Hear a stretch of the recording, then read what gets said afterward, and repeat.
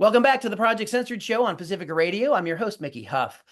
Well, in the last segment, I spoke with Jeff Cohen from Fairness, Accuracy, and Reporting. We talked about the legacy of the late, great Phil Donahue and, of course, the state of our so-called free press. And can't really think of a better accompaniment to Jeff Cohen than his longtime colleague, friend, and co-author, Norman Solomon.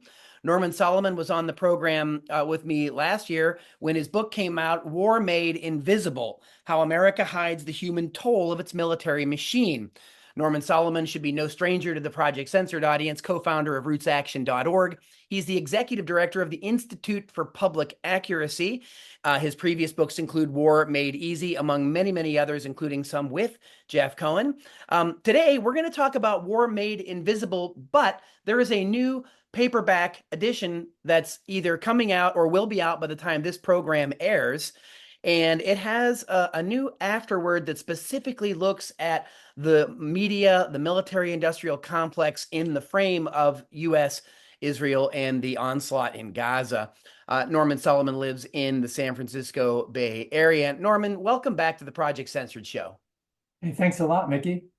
It's really great to have you on. There are a few folks that have the depth, the historical depth, and the acumen with your analysis regarding the intersections of media propaganda, media censorship, and framing. And your book, War Made Invisible, really breaks down how our media routinely glorify the military, obscure the real costs of war, and dehumanize people that the U.S. government has deemed dangerous or expendable. And unfortunately, we have this example that keeps raging on in the onslaught and attacks in Gaza. But Norman Solomon, we're going to have time to get to that in this segment. Maybe remind our listeners a little bit about the book War Made Invisible, and then I want to segue to your very important and timely afterword. Norman Solomon. Really, the invisibility or the counting, you might say, of the people on the other end of Pentagon firepower has really been chronic. In our lifetimes, whatever our lifetimes might be, Vietnam, Iraq, Afghanistan, Libya. Now we have another facet of what the subtitle of the book refers to as the military machine of the United States. And this is one of the themes that I get into in the afterword, that the so-called Israeli Defense Forces, and I'm struck that defense is the name of the U.S. Defense Department and the Israel Defense Forces, that they are in tandem with each other, which is very rarely talked about explicitly or even implicitly in U.S. media, that the Israeli military is an adjunct to the most powerful by far military forces in the world of the United States. And so that gets obscured because when we have this tremendous suffering, the killing, the maiming, mostly of children and women in Gaza, which continues as we speak, there is this paradigm of victims without victimizers. And when this book and others make a critique of US media coverage, some folks may think, oh, I saw an article in the New York Times and it was quite empathetic towards a Palestinian family who lost their lives. I listened to All Things Considered and they chronicle that. It's very moving. Those are victims without any causality really being presented in the media coverage. Now, because Netanyahu is so extreme as the Prime Minister of Israel, there's a tendency to say, oh, well, he's a bad guy and he's out of control. But in fact, he is part and parcel of Israeli policy. And more to my point here, he is functioning, although there are disagreements at times, he is functioning in tandem with the US foreign policy and US military. And so when we go back to that question of the empathetic coverage that we have seen, the compassionate, heartrending stories, yes, they're out there, but how often have you seen a direct connection made in the journalistic narrative between that suffering, that horrendous, really by most definitions, genocide going on, and the direct policies of the US government? That is the disconnect that is chronic in US media coverage. Yeah, absolutely. Norman Solomon, there is no lack of coverage around the subject of this ongoing look, we can use lots of different words, and that shows the frame, of course, that we're coming through. The International Court has called it a plausible genocide.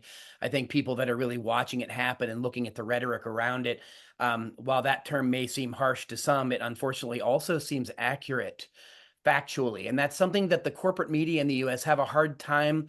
They have a strange relationship with language and terminology, and they employ many euphemisms. And as you stated, they frame certain stories, and they do talk, maybe on occasion, rare as it may be, about some of these hardships and horrible things that are happening. But it's all within the frame of it's necessary. And if only Hamas hadn't done this horrible thing, and Israel has the right to self-defense, but apparently no one else does.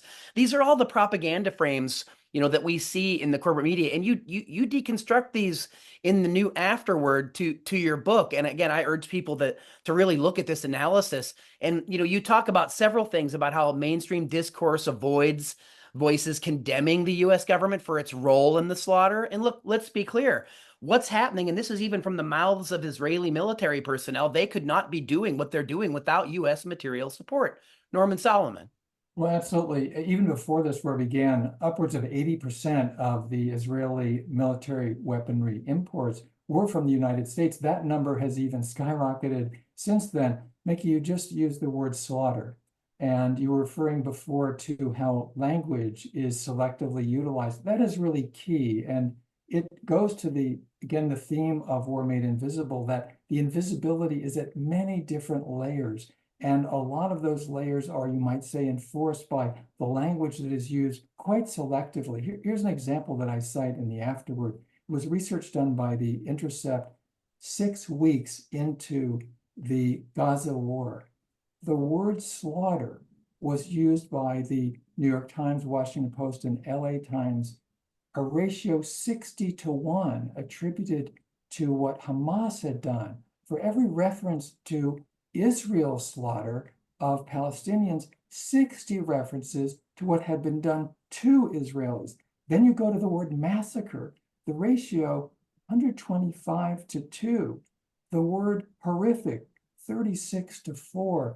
This is an Orwellian way to tell people that, in effect, certain people's lives really, really matter, and certain people's lives really, really don't. And I make the argument in the book that this is so morally, spiritually, politically, ethically corrosive, so that we have, in effect, and it's so subtle and so pervasive, 2 layers of grief, what I call 2 tiers of grief, where some people's lives are held up, are magnified as put important through the news media, and some just discounted. And of course, we're seeing this in the war on Gaza, but we've seen it time and again, where the invasion of Iraq had very little empathetic coverage because of who was being killed and who was doing the killing, namely the killing being done by the US government, whereas with the invasion of Ukraine, it's flipped, and tremendous empathetic coverage of the victims of that invasion. So do as we say, not as we do is part of US foreign policy. You have Antony Blinken, Secretary of State, going around the world saying we need a, quote, rules-based order. What he really is saying is, do as we say, not as we do. We make the rules, and we can break the rules. It's really riveting, Norman Solomon. And, at the New York Times, we also, we saw them repeating over and over the propaganda from people that weren't even actual journalists that were working with them about the so-called Hamas rape scenarios that had been debunked over and over. We also saw, coming from the higher levels of the New York Times, a leaked memo telling the reporters things that they shouldn't cover, words they should or shouldn't use, the frames through which they should cover what was happening there. I mean, this is blatant pulling back the curtain, Edward Bernays, kind of effects of who's pulling the wires of the public mind. I mean, this is a literal example of how the establishment press, are really flogging the public with this kind of propaganda. All the while, they point fingers at anybody that's an independent journalist that simply wants to report, as George Seldes would say in the 20th century, what's really going on. And there are now record numbers of journalists that have been killed, quote, around the world, but a vast majority of them have been in Gaza. And it's as if you can't point that out, or nobody wants to seem to really discuss with all seriousness, as you say, tiers, right, of things that are happening. There are so many to deconstruct and comprehend. So it seems as though that there should be ample time for the corporate news media to cover these things. It's not that they lack documentation. It seems, however, to be that these issues escape the frame of the corporate media outlets, or they're literally pushed out by their owners and paymasters in the military industrial complex. So I know in your afterword, you talk about the role of the military, and were made invisible is sort of like the nod or the handshake between the press, establishment press, and the military industrial complex, that they only cover certain things. As you pointed out years ago in the hijacking catastrophe film for Media Education Foundation, our media is infatuated with war. They're infatuated with the machinery of war. They glorify the weapons. And, as the great editorial cartoonist Khalil Bendib once say, our corporate media love to show all the bombs and missiles and the extravagant technology and when they take off. But other organizations like Al Jazeera that are now banned in Israel like to show what happens when the bombs land. Different frame, Norman Solomon. Yeah, there are people listening who may feel, well, come on, Project Censored, the book, War Made Invisible, you are sounding like a conspiracy.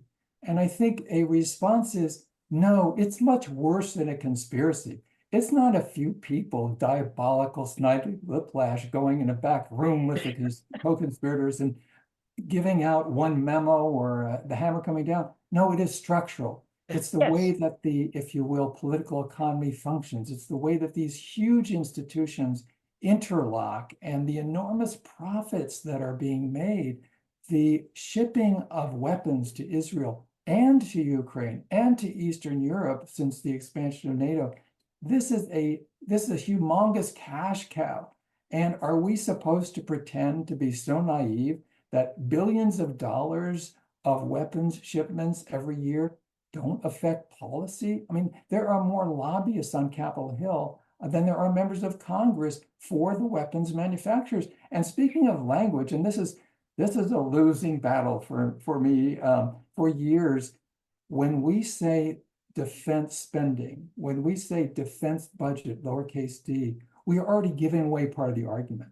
Whereas very little of what the Pentagon spends and really filches from US taxpayers, very little of that has to do with defense. So if we can call it military spending, which is what it is, rather than defense, which it isn't, then I think we're ahead of the game. I think of what Martin Luther King Jr. said. We have appropriately many reprises of his wonderful speech in 1963, I Have a Dream. Virtually no mass media coverage of what he said in 67 at Riverside Church in New York City when he denounced what he called the madness of militarism. And in the economic standpoint, which again is really talked about in US mass media, Dr. King talked about what he referred to as the destructive demonic suction tube. Those are his words, demonic suction tube of massive military spending. And here we are, Mickey, in 2024, and as in 1967, but with perhaps even more pernicious effects, you could say, that suction tube is ripping people off, and not only abroad, but really siphoning life away from people in communities around the United States: healthcare, education, housing, neonatal care, elderly care, you name it. So this is a multi-level battle. And when we get back to the question of military aid to Israel, the war on Gaza, the genocide, would be impossible without the US military shipments. Just in the last few weeks here, by the time the summer was over, the White House had approved 20 billion with a B dollars more of military shipments. And it's a sort of now you see it, now you don't, now we make a difference, now we don't.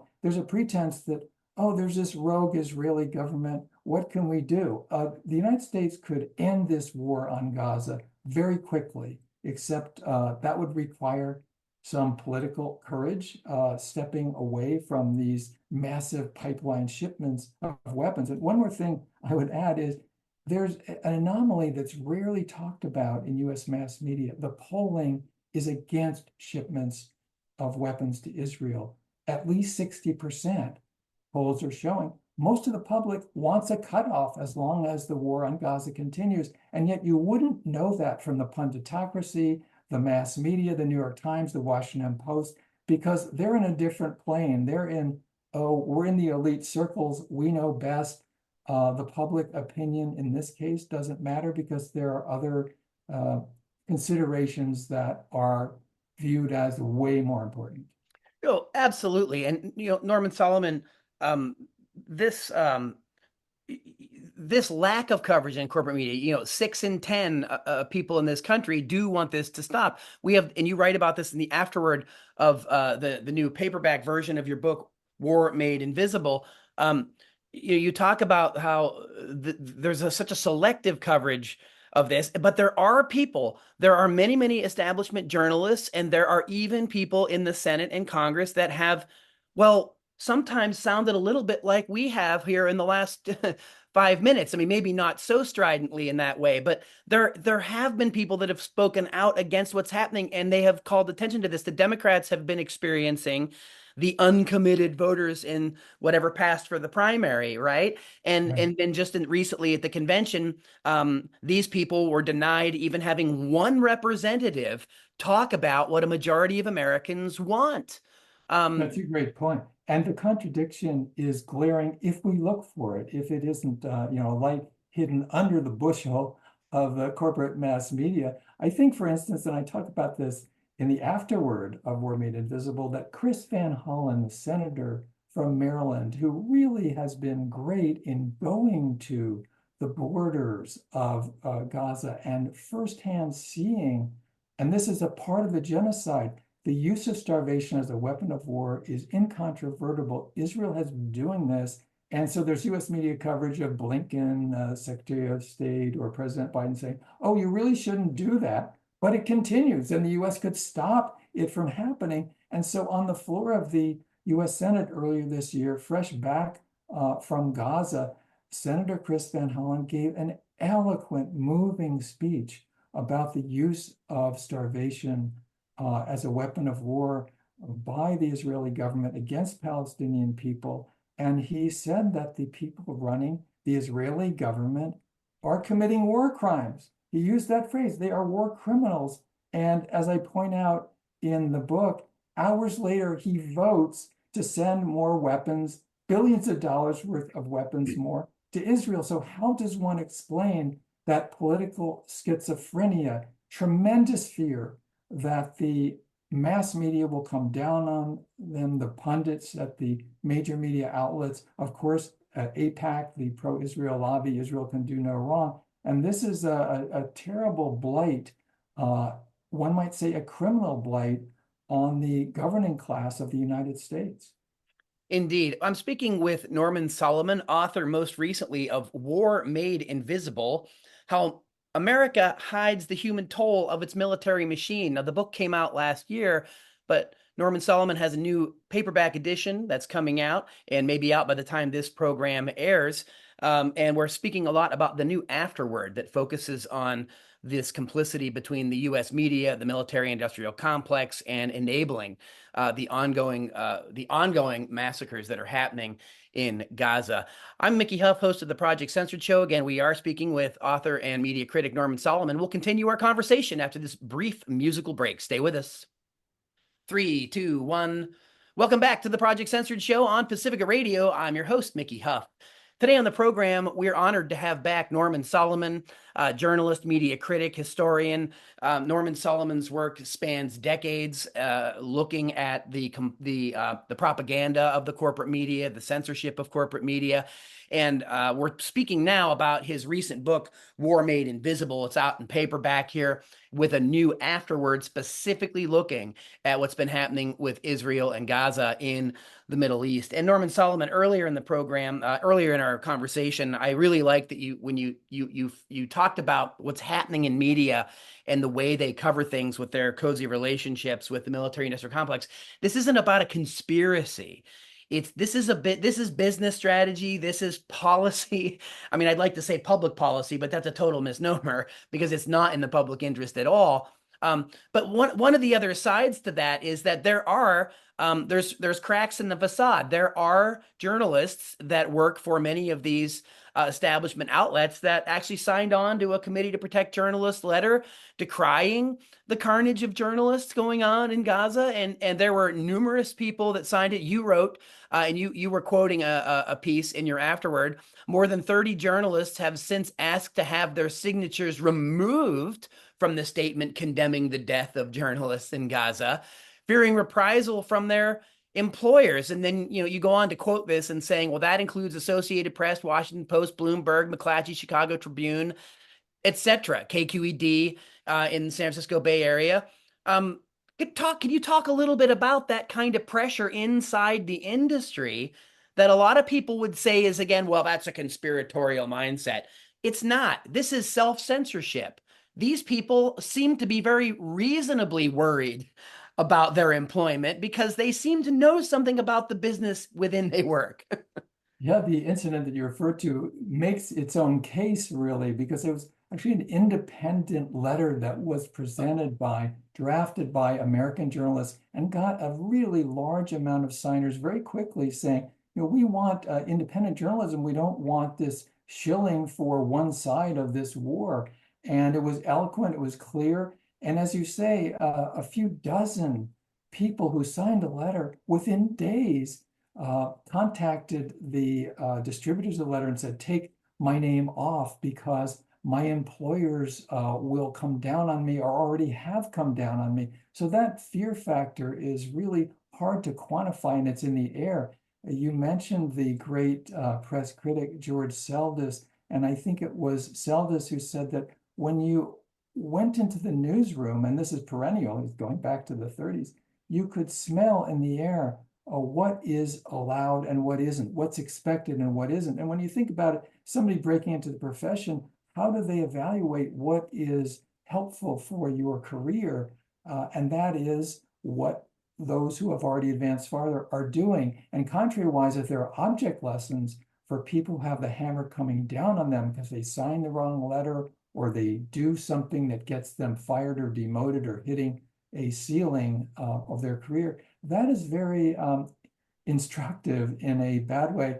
I note in the afterword that Mehdi Hassan had a Yes. weekly prominent show on MSNBC for years. And then within a couple of months after October 7th, his show was canceled. Why? Well, it's very clear.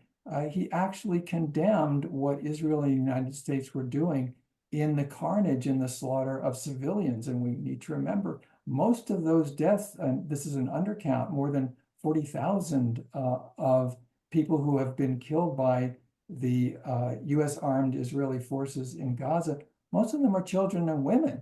And so Hassan actually talked about that and had guests who were explicit about it and causality on MSNBC. And the trapdoor opened and he was gone. Well, these are object lessons. It's not only to get this guy off the air, to say, this is what can happen if you step out of line. Well, Norman Solomon, it sounds like Mehdi Hassan should have read Jeff Cohen's Cable News Confidential about the escapades of Phil Donahue and how MSNBC sacked his program on the run up to the Iraq War. Well, it really goes to the aphorism that history might not exactly repeat itself, but it rhymes a hell of a lot. Sure. And these are patterns, not that we should be fatalistic, we should be independent and realistic about what the hell is going on. And might I say, it's a program like the Project Censored Show and others around the country that are using the airwaves and the internet to say, there is another way. There are capacities that we have to convey information, not vertically, but horizontally. And not only because information is power, knowledge is power, but it helps people to organize, which is how social change has always happened.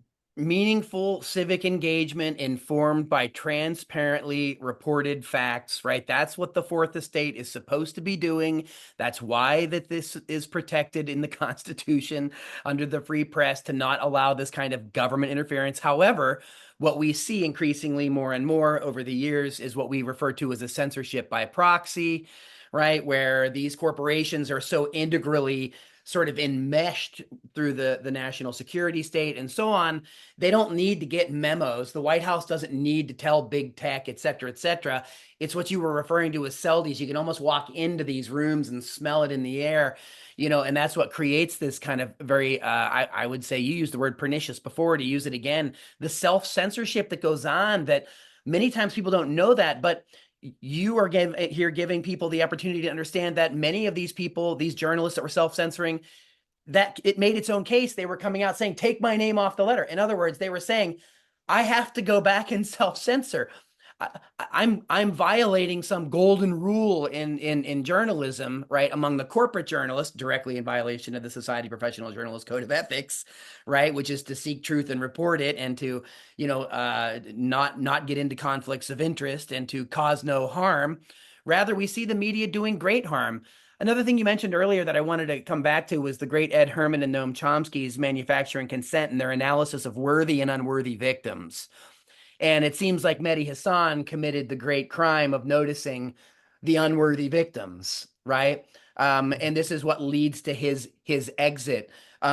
These unworthy victims, right, are the evidence of a genocide that's been unfolding under people's eyes. And it's the way in which that we can dehumanize and refer to people. In fact, you write that some of the people inside the Biden administration, sorry about that Freudian slip, they were calling him the comforter in chief, Biden, these kind of things. I mean, it's just extraordinary, the kind of things that the administration can say, like at the convention, yet it's as if they have to completely saw off this part of reality that directly contradicts it. And the media is helping to bolster that firewall. In journalism, and more broadly, we ought to strive for a single standard of human rights. And what really bounces around and unfortunately becomes very upsetting if we look at it closely is the Orwellian concept that is spelled out in the book 1984, where doublethink has as its key characteristic, certainly one of the main dynamics, is that certain facts or precepts or espoused principles can be taken off the shelf and evoked and invoked and be talked about and cited. But then when inconvenient, you put them back on the shelf as though they don't exist. And this is so chronic in the punditocracy. I mean, if you listen to the discussion on All Things Considered or the PBS NewsHour with the regular pundits who will come on, or you read the major op-ed columnists in the most influential outlets, or the less influential that are still corporate-owned media outlets, you see this constant, you might say, bifurcation of what is a principled existence. And it's so flagrant when it's really bad when Russia invades Ukraine, which it is, I would say, but it's just fine when the United States has time after time invaded. And this is not only ancient history. We're not only talking Afghanistan, Iraq, Libya, and so forth. We're talking about continued, as I point out in the book, warfare in dozens of countries, often from the air. And again, it's a different standard. Whereas if you pack explosives into the trunk of a car and drive it into a military or civilian outfit or location, that is condemned as terrorism. Yes, it's terrorism. But if you kill people from 20 or 30,000 feet in the air, high tech, on quote, our side, that's considered to be okay. And that is wrong. Yeah, it is. It's fundamentally wrong, and the perversion of the language is what also continues to facilitate the overall acceptance of this. But even still, 60% of people in this country are saying they want to stop this arming. They want to stop what's happening, and they're literally being shut out and ignored. Just riffing on that, you reminded me the late great George Carlin did this long ago, a rant on euphemisms, particularly looking at government and militarism, and he ended that part of the segment of his show by saying, "Let's not have a double standard here. One standard will do just fine." And we It seem will to lack do that. just fine. And Carlin, of course, he talked about contradictions like jumbo shrimp and military intelligence, so forth. He had that sort of riff. I think that we have an opportunity, and certainly independent media have really been utilizing that to pop the bubble of delusion and propaganda and say, hey, we can decode this. We can create a different ethos in media that can also create a different ethos in politics and governance. But obviously, this is a very uphill climb. Indeed, it is. And Norman Solomon, we have only a couple minutes left in our segment today, and I know maybe we want to try to come up into the more of the present as far as electoral politics go. But I wanted to end at least, or at least launch into your conclusive remarks. You wrote in the afterword, quote, this is from an Israeli major general who said, all of our missiles, the ammunition, the precision guided bombs, all the airplanes and bombs, it's all from the US, retired Israeli Major General Yitzhak Brick said in late November 2023. That's early on, right? He added, Yeah. quote, everyone understands that we can't fight this war without the United States, period. How does that kind of a statement then, do you think, reflect on what's happening in the campaign with the Harris Walls Democrats really kind of just, I mean, just plugging their ears and their eyes and so on. I mean, they're like the three monkeys, it's really kind of riveting what's happening and how they seem to want to compartmentalize this. Norman Solomon. Well, both parties and their presidential candidates are glorifying the military of the U.S. as it's the quintessential great expression of the U.S. values, whatever that might be.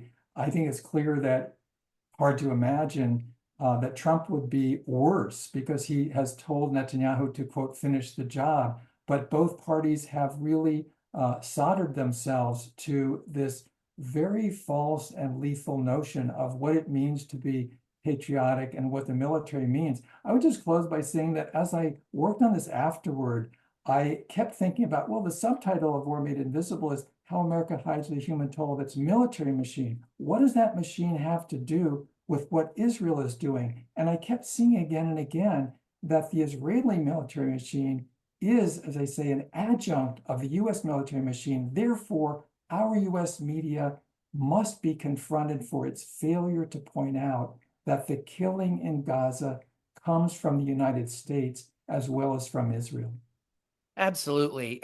Norman Solomon, your latest book now coming out in paperback with this new afterword that we've been discussing is War Made Invisible, How America Hides the Human Toll of Its Military Machine. It has accolades from Noam Chomsky, Amy Goodman, the late, great Daniel Ellsberg, a friend of yours, said, no one is better at exposing the dynamics of media and politics that keep starting and continuing wars. Norman Solomon, thank you so much for the important work that you do, often pulling back the curtain in the world of journalism to see how the decisions are made, what the conflicts of interest are. And again, few people deconstruct that propaganda better than you. Norman Solomon, as always, thank you so much for taking time and coming on the Project Censored Show with us today. Do you have a place where people can follow more of your work or find out more about what's happening around this book?